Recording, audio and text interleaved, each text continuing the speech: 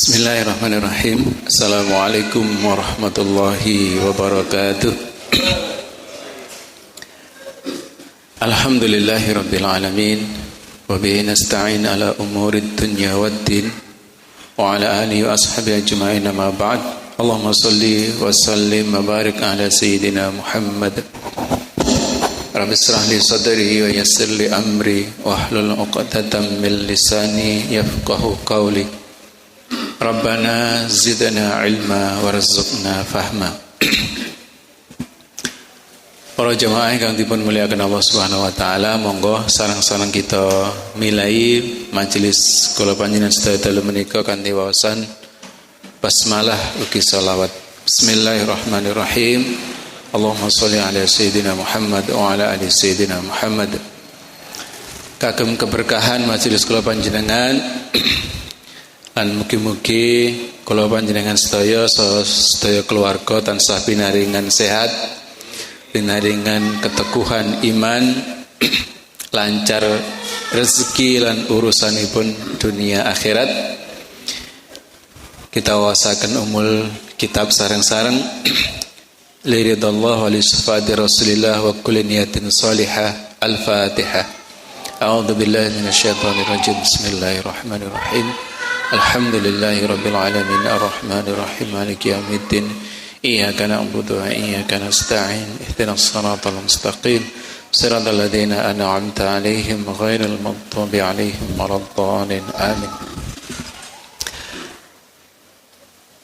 Jamaah yang dimuliakan Allah Subhanahu wa taala, monggo sareng-sareng kula panjenengan sedaya tansah kula dherekaken muji syukur dumateng rasa dalam Allah Subhanahu wa taala ingkang sampun paring rahmat nikmat saha karunianipun, terutama nikmat iman Islam waktu luang sehingga kula panjenengan saged bermuwajah wonten ing menika majelis kanthi kawontenan sehat. Salawat ugi salam mugi tansah kunjuk dumateng junjungan kula panjenengan sedaya baginda Nabi Muhammad sallallahu alaihi wasallam. Mugi-mugi kula panjenengan tansah pinaringan hidayah lan inayah saged ittiba datang panjenenganipun Kanjeng Nabi insyaallah. Dalu menika wancinipun tafsir Imam Ibnu Katsir nggih. Alhamdulillah surah Al-Fatihah sampun tuntas nggih. Dalu menika mulai tafsir surah Al-Baqarah. Nek niki radi panjang, salipun ayatipun kathah nggih, surat kedua 286 ayat.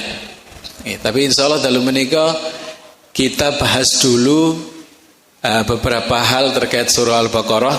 Insyaallah belum sampai masuk ke dalam tafsir ayatnya.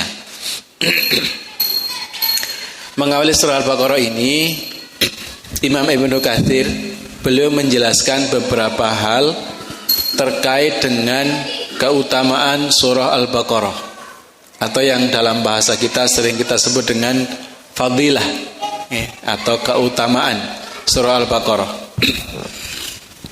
Beliau menukil sebuah hadis yang diriwayatkan oleh Imam Ahmad rahimahullah, yang diriwayatkan dengan sanad dari Ma'qil bin Yasar, bahwa Rasulullah sallallahu alaihi wasallam bersabda, Bismillahirrahmanirrahim.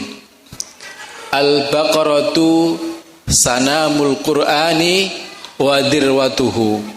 Nazala ma'a kulli ayatin minha thamanuna malakan. Wastukhrijat Allahu la ilaha illa huwal hayyul qayyum min tahtil arsy. Fawusilat biha au fawusilat bi suratil Baqarati.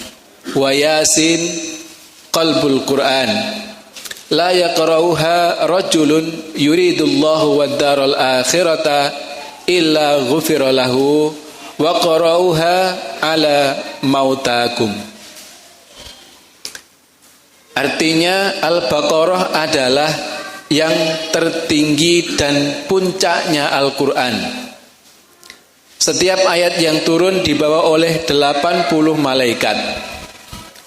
Dan ayat Allahu la ilaha illa huwal hayyul qayyum atau ayat kursi, ayat yang ke-255, dikeluarkan dari bawah arsy, maka ayat tersebut disambungkan dengannya atau disambungkan dengan surah Al-Baqarah. Sedangkan surah Yasin adalah jantungnya Al-Quran.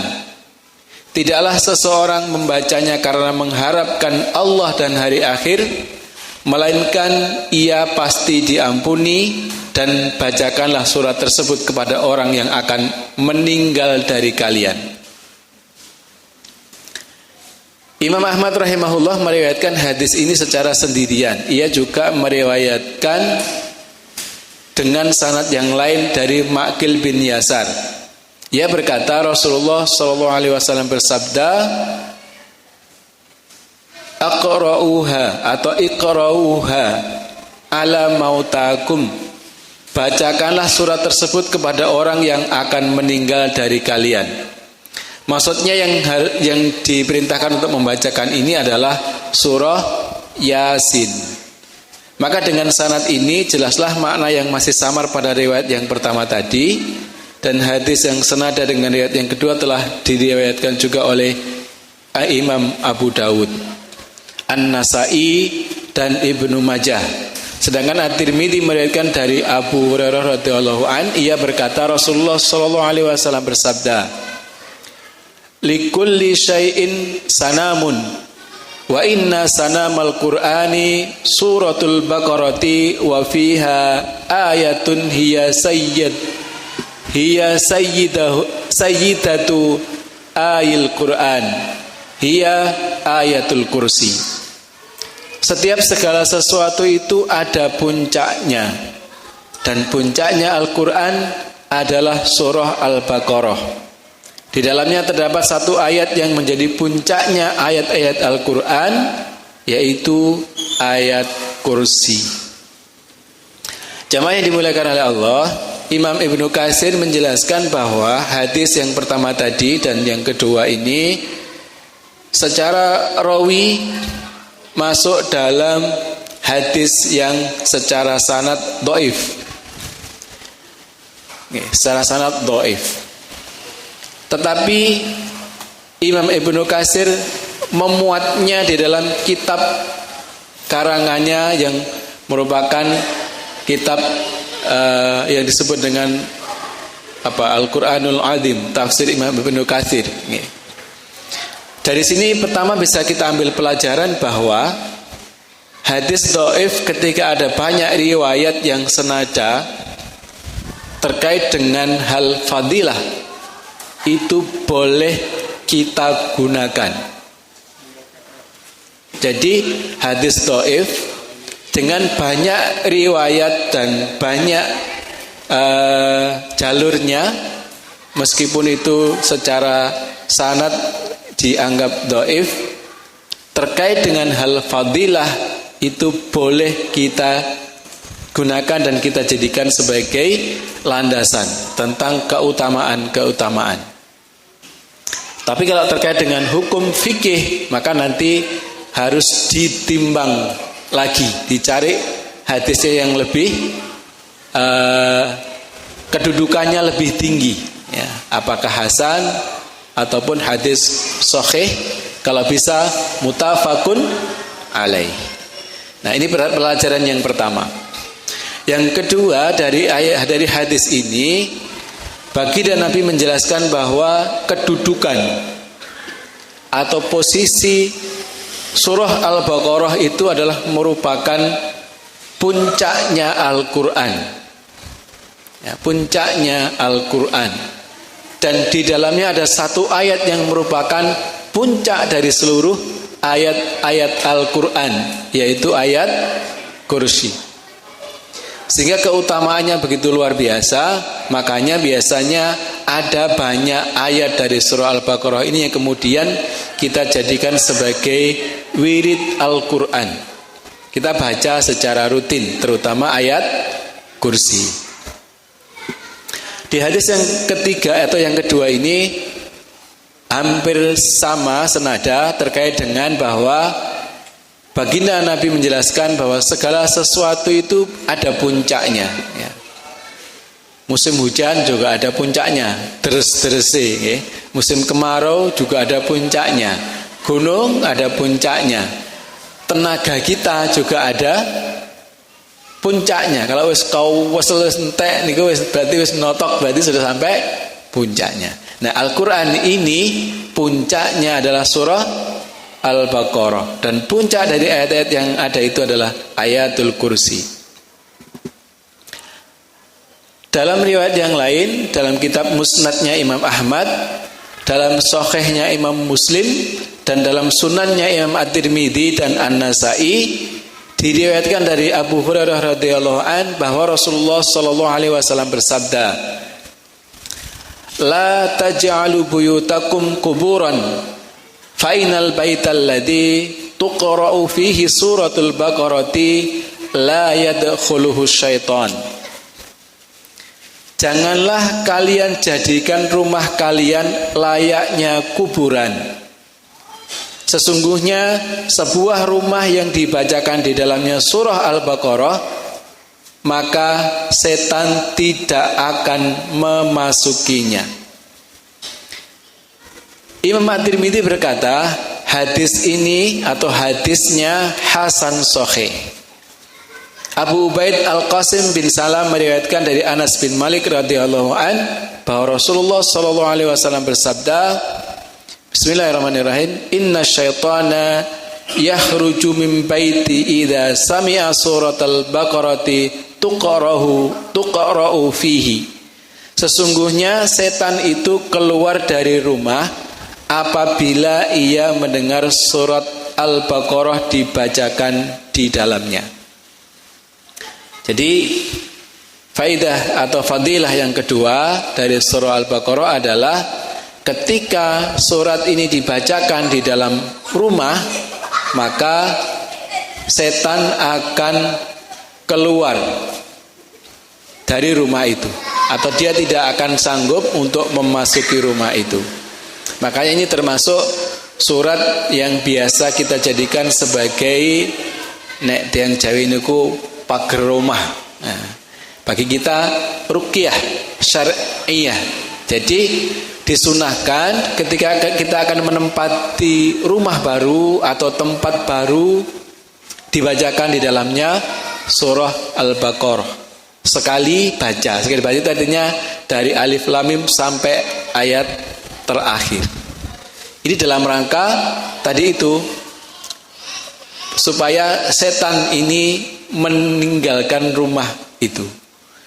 Karena sebagaimana kita pahami para jamaah yang dimuliakan oleh Allah, setan itu suka atau senang menempati bangunan-bangunan atau rumah-rumah yang kemudian dibiarkan kosong, baik secara harfiah tidak ditempati, atau kosong seperti hadis Nabi tadi, dijadikan seperti kuburan karena tidak pernah dibacakan Al-Quran di dalamnya.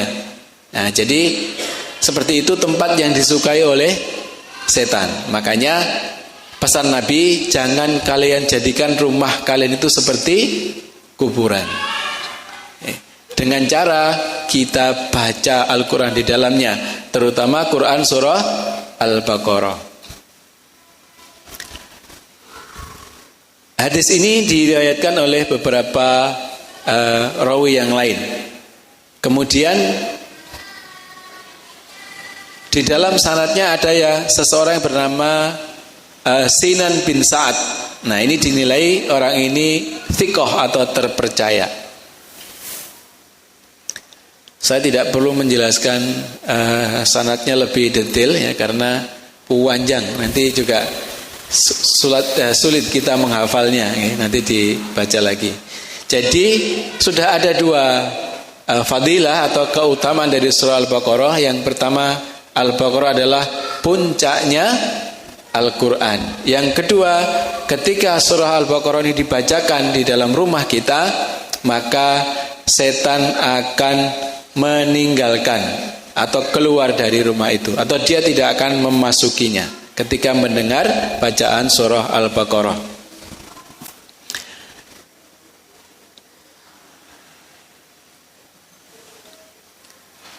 Keutamaan yang lain, hadis riwayat dari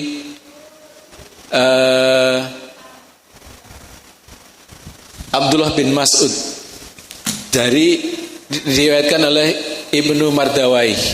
Ia berkata bahwa Rasulullah SAW bersabda, la alfiyanna ahadakum yad'u ihda rijlaihi 'ala al-ukhra yataghayya wa yad'u surat al-baqarati yaqra'uha fa inna syaitana yafirru minal baitil ladzi tuqra'u fihi suratul baqarah wa inna asfaral buyutil jawfus sufru min kitabillah. Aku tidak mendapatkan salah seorang di antara kalian yang meletakkan salah satu kakinya di atas kakinya yang lain, lalu ia bersenandung dan meninggalkan bacaan surah Al-Baqarah. Padahal setan itu lari dari rumah yang dibacakan surah Al-Baqarah di dalamnya. Sesungguhnya rumah yang paling kosong adalah tenggorokan yang kosong dari kitab Allah atau membaca Al-Quran. Jadi dari redaksi hadis ini, jamaah yang dimuliakan oleh Allah, Rasulullah mengatakan, aku tidak mendapatkan salah seorang di antara kalian. Maksudnya kita tidak boleh ya, bersantai. Kan kalau kita di rumah, bapak-bapak teng dalam niku lek pinara di kursi itu kan biasanya, nah Pak, nggih, di tumpang ning ngaten nggih, kalih nyantai ngaten nggih, terus nek tiyang riyen niku bersenandung niku kalau kita sekarang mungkin ya napa uro-uro. Nggih, artinya menggambarkan sebuah kondisi yang kita itu santai, nggih, santai.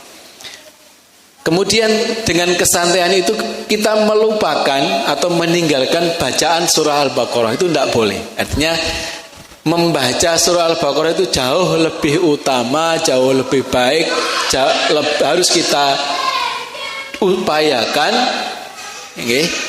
Karena fadilahnya yang luar biasa, yang bisa dengan membacanya setan itu akan meninggalkan rumah kita. Dan di penghujung hadis itu disebutkan rumah yang paling kosong itu adalah tenggorokan yang kosong dari kitab Allah. Artinya kita tidak pernah membaca Al-Quran di rumah kita. Nah, ini jangan sampai. Kita upayakan sebisa mungkin napa niku Pak? Sak kober-kobri di koberni nggih, supaya kita membaca Al-Quran itu di dalam rumah kita. Misalnya meskipun kita sudah ngaji rutin di masjid, tetap di rumah diupayakan kita membaca beberapa ayat secara rutin, ya, terutama surah Al-Baqarah ini. Jangan sampai kemudian kita tilawah rutin di masjid, rumah kita biarkan, tidak pernah kita pakai untuk membaca Al-Quran. Tetap harus kita lakukan di dalamnya.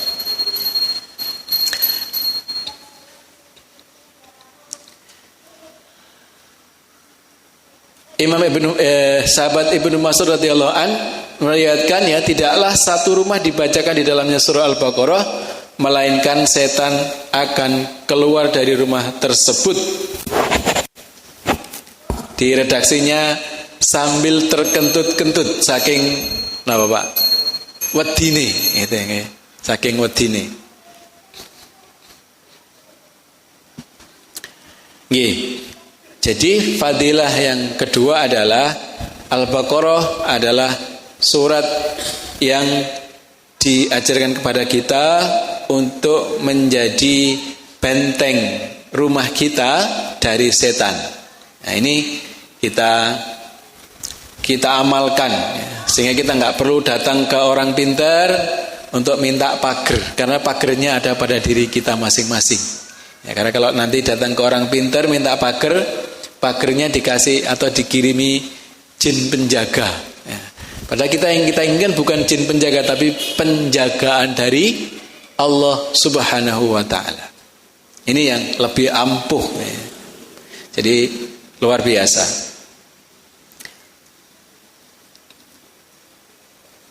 Hadis berikutnya hampir senada. Ini lebih terkait dengan Al-Baqarah sebagai puncak Al-Quran. Saya bacakan. Inna likulli syai'in sanaman wa inna sanamal Qur'anil Baqaratu wa inna man qara'aha fi baitihi lailatan lam yadkhulu syaitanu thalatha layalin wa man qara'aha fi baitihi naharan lam yadkhulhu syaitanu thalathata ayyamin. Sesungguhnya segala sesuatu itu ada puncaknya, dan puncaknya Al-Quran adalah surat Al-Baqarah.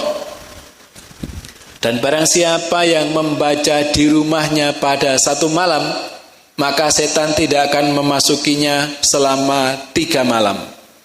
Dan barang siapa yang membacanya di siang hari, maka setan tidak akan memasukinya selama 3 hari. Jadi seperti itu. Itu fadilah yang kedua.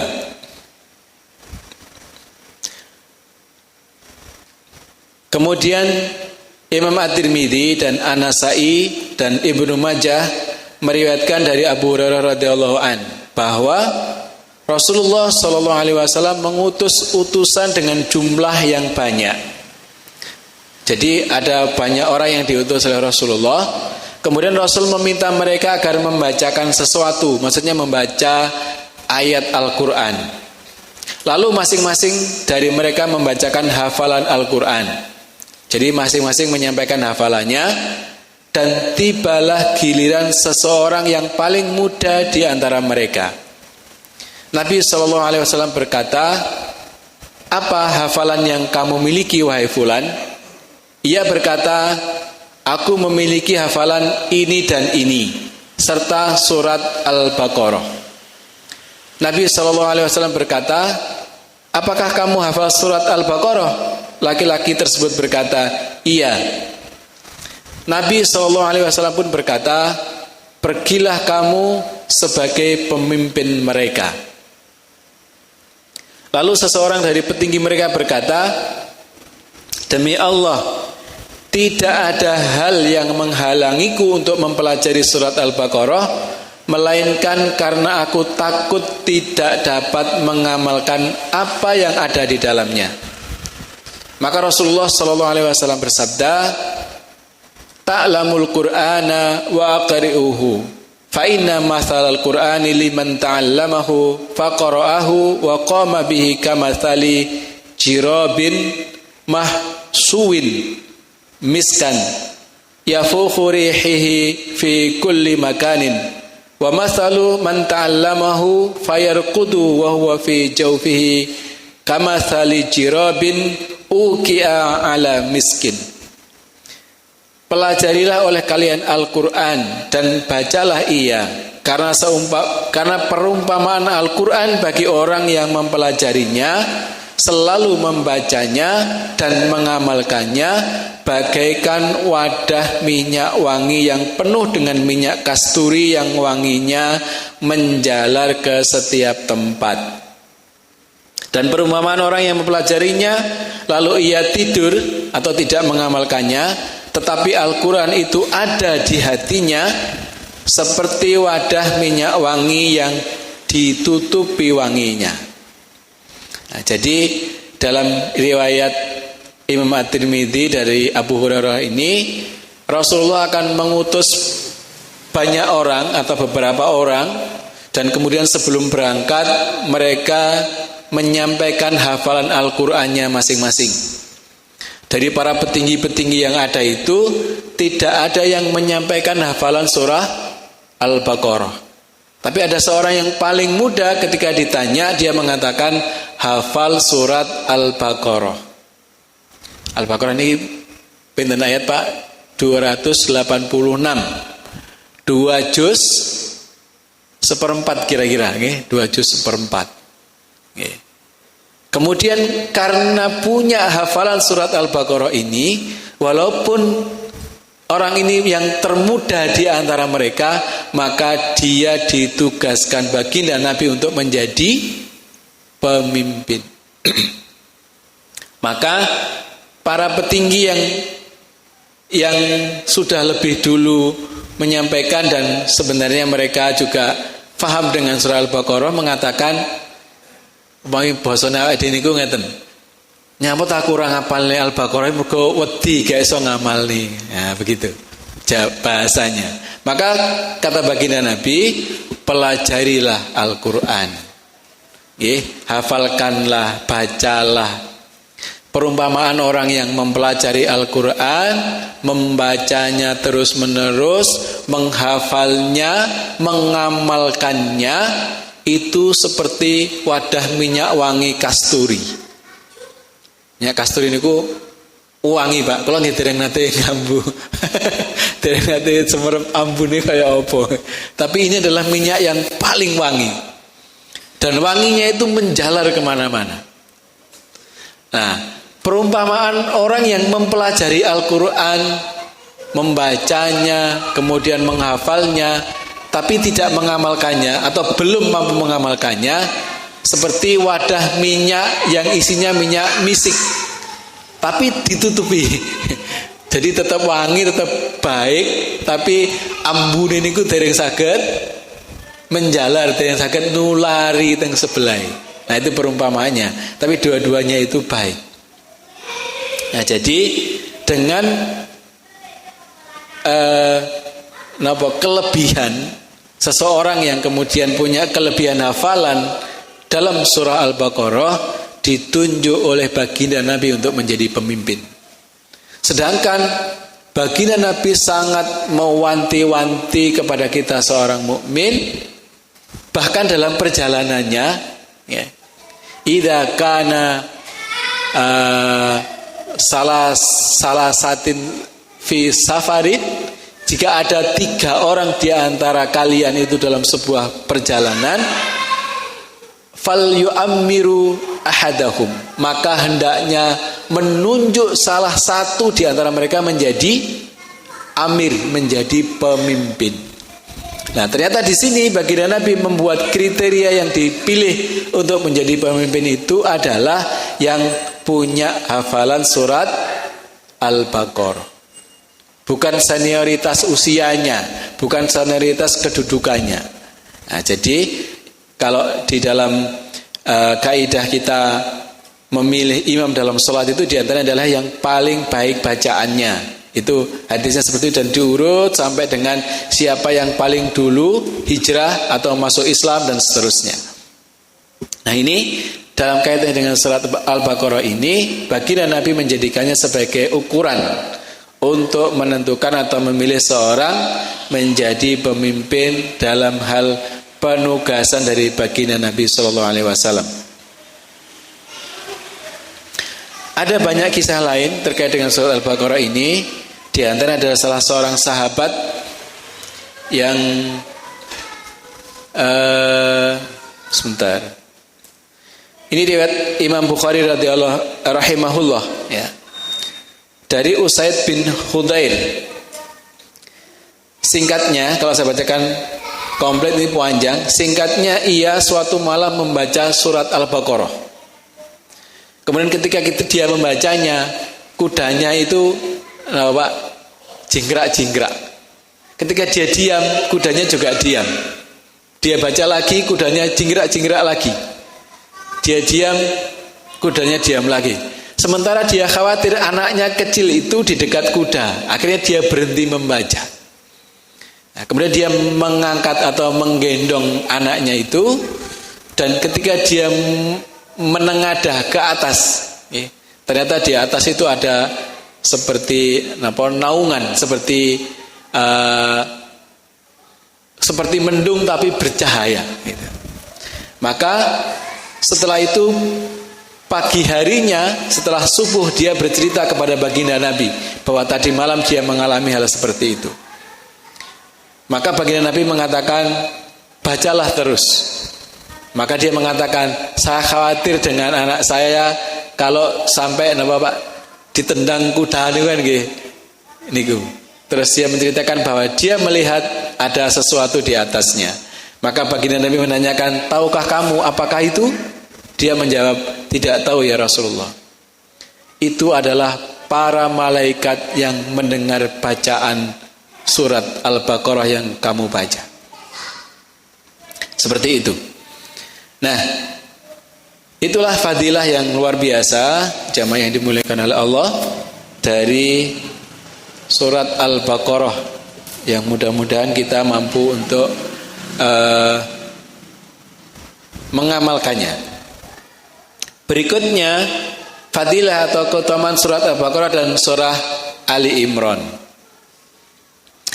Imam Ahmad rahimahullah meriwayatkan dari Buraidah, ia berkata, suatu ketika aku sedang duduk-duduk bersama Nabi Sallallahu Alaihi Wasallam.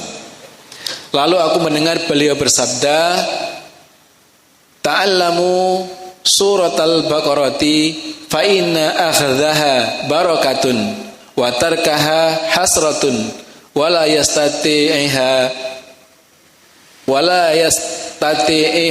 batalah. Pelajarilah oleh kalian surah Al-Baqarah, karena menghafalkannya adalah berkah dan meninggalkannya adalah kerugian, dan penyihir tidak bisa mengganggunya. Kemudian Nabi SAW diam sesaat lalu bersabda, pelajarilah surat Al-Baqarah dan Ali Imran, karena keduanya adalah dua cahaya yang senantiasa menaungi orang yang membaca atau menghafalnya pada hari kiamat, seperti dua awan atau dua kawanan burung yang bergerombol. Dan Al-Quran akan menemui pembaca atau penghafalnya pada hari kiamat ketika kuburnya telah terbelah dalam keadaan seperti seorang yang pucat. Lalu ia, Al-Quran, berkata, apakah kamu mengenaliku? Orang tersebut berkata, aku tidak mengenalimu. Lalu Al-Quran berkata, aku adalah temanmu.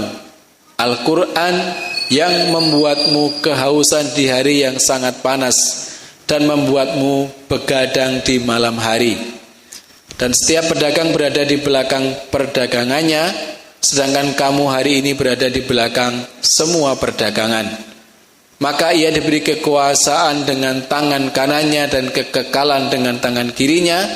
Di atas kepalanya diletakkan mahkota kewibawaan dan dikenakan kepada kedua orang tuanya pakaian yang belum pernah dipakai penduduk dunia. Lalu mereka berdua berkata, karena apa pakaian ini dikenakan kami? Dikatakan, karena anakmu menghafalkan Al-Quran.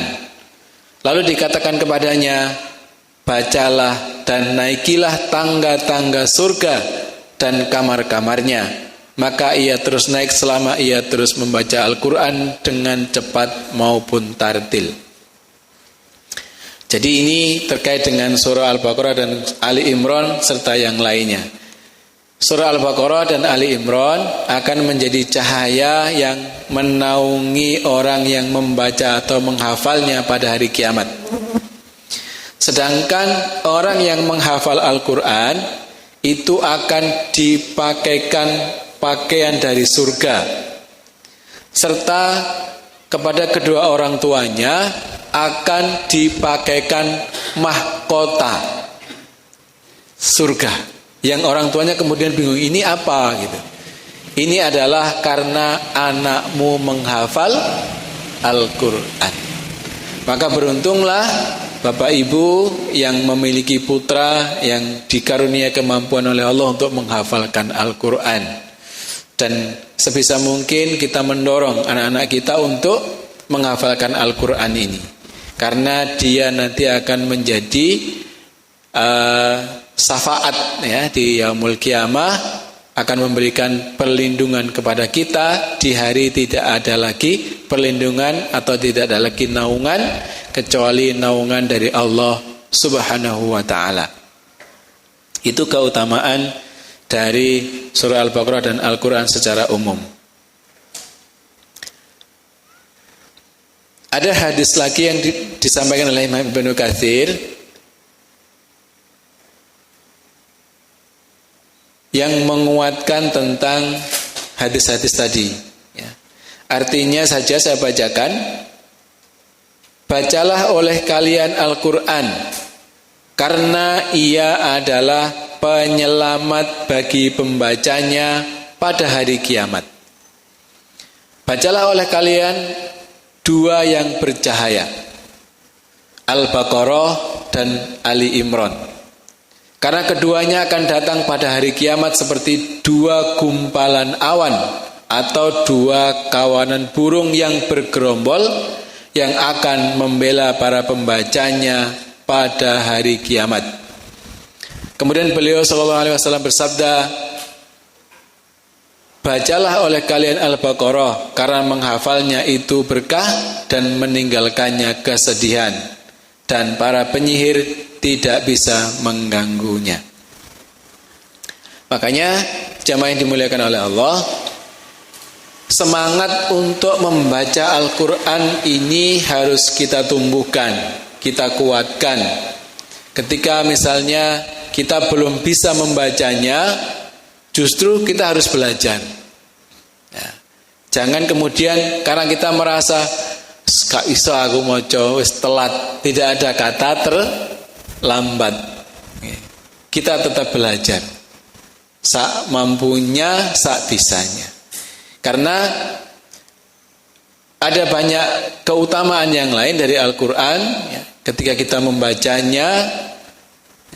membacanya masih terbata-bata ya, maka kita mendapatkan dua pahala atau dua kebaikan.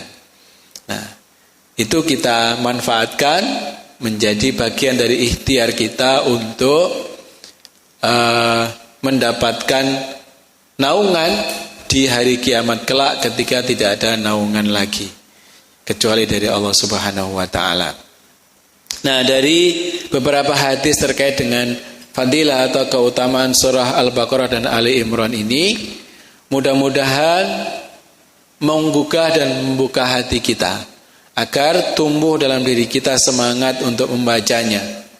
Yang belum bisa harus semangat untuk belajar, apalagi yang sudah bisa. Karena kalau kita sudah bisa membaca Al-Quran kemudian tidak kita amalkan, maka itu sebuah kerugian tadi, sebuah kesedihan. Yang Jawi ini ku uwe-man-eman ya, gitu.